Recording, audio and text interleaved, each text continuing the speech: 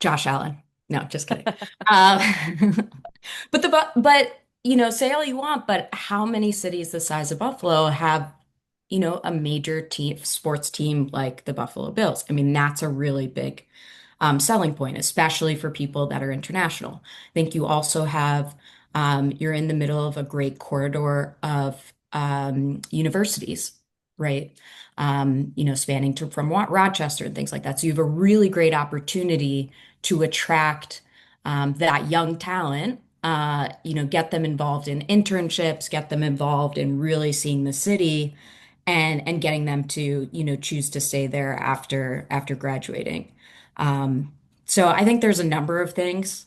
I think certainly the more job opportunities there, whether it be working for large corporations, or I know that Buffalo has a really strong startup community and has incentives around creating companies there. That's massive. And to have, great venture funds like Bold out there, I mean, that type of support is invaluable. And that will attract people that build their companies and, grow exponentially and, put their company on the map, but also put Buffalo on the map. So I think those are all things that really contribute to, making it a desirable place. We'll get that on a billboard pretty soon here, Lynn. But, Peter and Kyle, I think we lead with affordability. I'm not completely sold that that's always the number one thing we should lead with. What are some overlooked parts of Buffalo that employers really should be selling the city on that you would like to see more at the forefront? First off, I agree with you.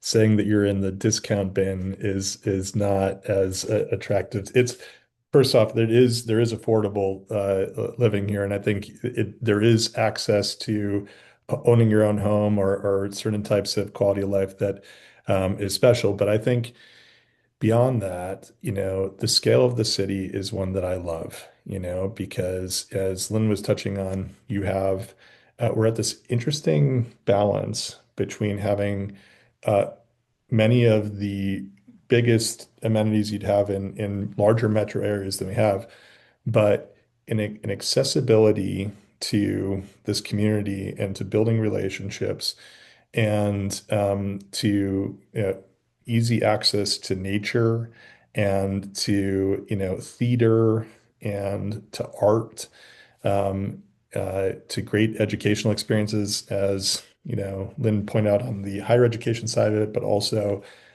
for school districts for folks with younger kids.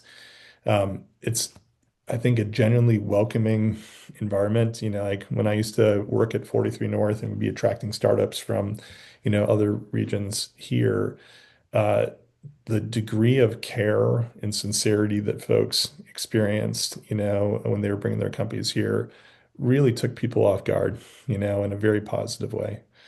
And there's tremendous architecture and history. It is a fantastic city to explore and learn. And I think, like there's no city that appeals to every human. Like there's like we each place has its own characteristics and degree of fit for an audience that you have. For the type of person who loves to explore things and discover and dive deep into a place, there's so many cool neighborhoods and nooks and crannies to the city, including downtown, that when folks do have that experience where, especially Lynn, I think I really love what you say you do in your work resonates well with me, because when I would talk with some of the business leadership in the community, and they would talk about when folks would get recruited here for leadership roles, they'd say like the person who's hired for that role oftentimes had an incredible experience, but there wasn't always as much detail put into ensuring that there was this concierge handholding and connections for their family members. So oftentimes it'd be the spouse or the kids that didn't feel as connected because you have to do it quickly and get into it so folks have a chance to acclimate. And I think, but when folks have had that type of experience, I think they have really embraced this place and it felt like home. You didn't really leave much for me on that one, Peter. You checked every box in terms of what I was going to say. But I really do. I think the Buffalo camaraderie is real. I mean, I I went to a school in New York City that probably had 25 Buffalonians in it. And I think we all became best friends. We didn't know each other going in because it just comes together. The amount of people I met in New York just at the Buffalo Bills bar that ended up being my close friends throughout. I mean, we come together as a community and you feel that when you get here. And I love talking to all the new 43 North winners when they come in and spend a few months here and like they give that back to you right off the bat. So I really think, the city of good neighbors and the camaraderie around the Bills and the Sabres that you see, it's often talked about and promoted nationally, but until you really feel it, you don't really understand what it's like.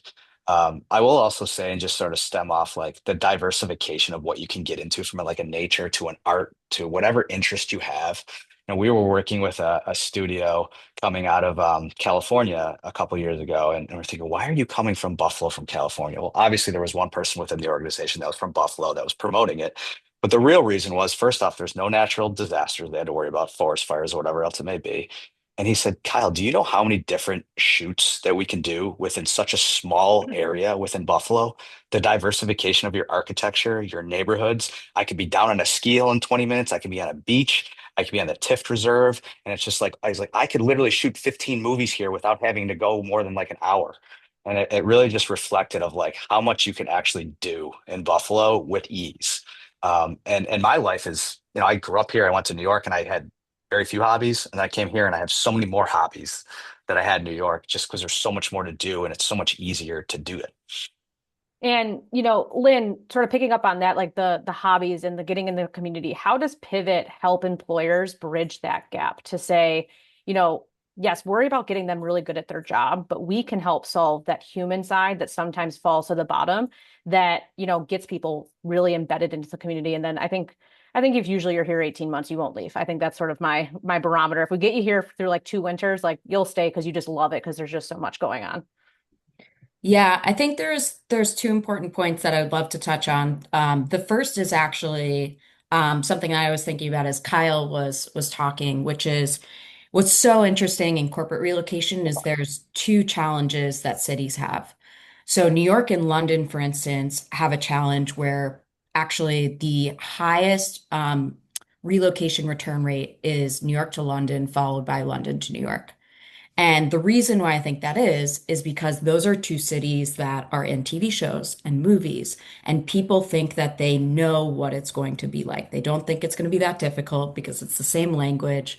They, expect they expect the accents, and they, expect to see things that they saw in Parent Trap or, Times Square, and they get there and it's not what they pumped it up to be. What's then interesting is you have cities like, Tulsa, potentially Buffalo, where people know less about them. And there's a real opportunity to get this information in front of them because people will Google the cities, and what they get is kind of nuanced. And so, one of the best things that employers can do is make sure that all of the exciting things that are happening in that city is in front of them when they're at that decision point, which is easier said than done. But what ended up happening in Tulsa, for instance, is as soon as they paid for people to go on official visits, so, they paid them to come over for 2 or 3 days, to what Kyle and Peter were saying about like you being so ingrained and overwhelmed by that Buffalo community, they sense it after 2 or 3 days, and like the success rate of them actually moving and staying once they actually see it is huge. And so the way that Pivot works for both that and the hobbies is we don't rely necessarily on the Google. We let you hear it from peers, right? People that have gone through it before. And we will connect you with someone that, has gone through a similar journey, but also things that are important to you. So also moving with kids, as I mentioned before, also, interested in football, those types of things. And they will tell you, what you need to know, how to plug yourself in, to, really help you ingrain yourself with those hobbies, but also be real about what they love about the city of Buffalo and how to make the most of it. And so it's so much more powerful if they hear it from a peer than it is from a Google or an employer that's trying to sell it. So that's really what we've found. That's awesome because I think, the problems we're all trying to solve today, they're hard, but technology can really help move us in that direction. And the more we can avoid people Googling Buffalo that tells them it's going to snow 90% of the year and like all we eat is chicken wings when, we've got James Beard winners, we've got an amazing food scene. And until you get people here, it's like hard. I think you guys grew up in the same generation that we were like justifying, like either the city that we lived in or justifying where we came from because like football teams suck. Sabres weren't good for a while. There wasn't this vibrant food scene. There wasn't a bunch of new, opportunities and jobs and startups. And I don't think my job would have existed like, when I grew up. So, I think there is this optimism in the city that's starting to change. But what over the next 3 years, what gets you guys up every day to say like, this is a bet that this is worth taking. And, what are the things that you're most optimistic about? I'm most optimistic about the ingredients that we have here and the employers and the young professionals that are pushing. And we finally have the right voices. We have the right companies growing, the right kinds of companies growing. We just need to take all of those ingredients now and utilize them to better our city from a physical component piece. I wouldn't be, if there was no chance of this happening, I wouldn't be putting all of our, we're diversified across the country from Seminole. We're focused here because we're headquartered here and our hearts are here and we want to see it happen. And if we didn't see the potential, then we wouldn't keep pushing because the potential is here. I mean, I'm sitting in a building where there's a company called Odoo that started with 6 employees in 2019 and they have 340. Like that story never happened in Buffalo. And Mhm. those stories are happening now. And now we just need to take those stories and utilize them to blow up even bigger.